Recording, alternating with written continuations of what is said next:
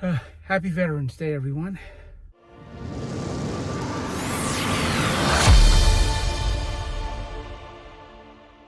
So today is Veterans Day. Today when we celebrate those who have chosen to serve in the armed forces. Those who have given a part of their life, sometimes a large part of their life, and sometimes even limbs or their entire life for their country. And it takes a special person to decide to do that, much less actually do it. Because to do something like that requires sacrifice. And that's got me thinking today about the sacrifices that we all have in our lives. Because to tell the truth, every choice that you make in your life requires a sacrifice. Even going to a restaurant and picking up the menu and choosing what you're going to have to eat requires sacrifice. Because what you don't pick, you don't get. And because you ate the steak, you don't get the chicken.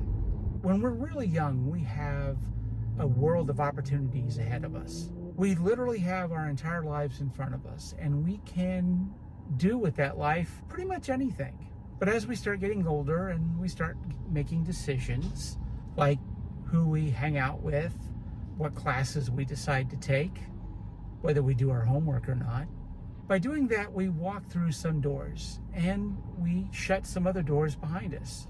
As we get older and we make more decisions and walk through more doors, many more doors shut behind us. And all the potential that we had ahead of us, all the paths that we could have taken, dwindled down eventually to one path.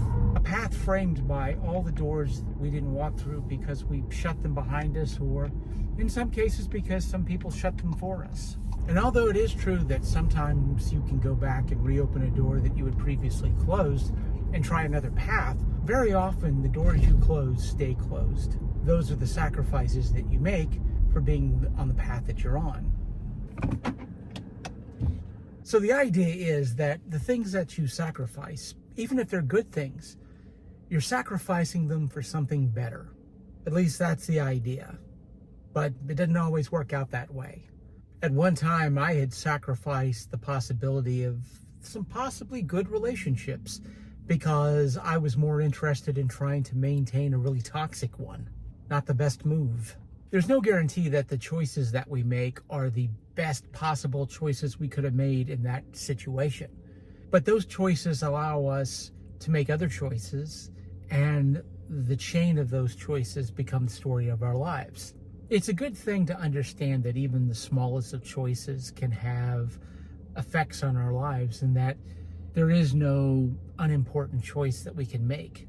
We should certainly give some thought to the choices that we make. But the biggest mistake that we can make is to be so afraid that we're going to make a wrong decision that we decide not to make any decision at all. Because even not deciding is deciding. Not making a decision is not keeping your options open. In a real sense, it's closing all the doors that you have. Because there's really no difference between a door that's closed to you and an open door you choose not to walk through. You're still in the same place regardless. So better to make the decision to walk through the door than to stand there and do nothing. Because those doors will close by themselves more and more as you get older. Until eventually the last door closes. And when it closes, it sounds very much like the closing of a casket, because that's exactly what it is.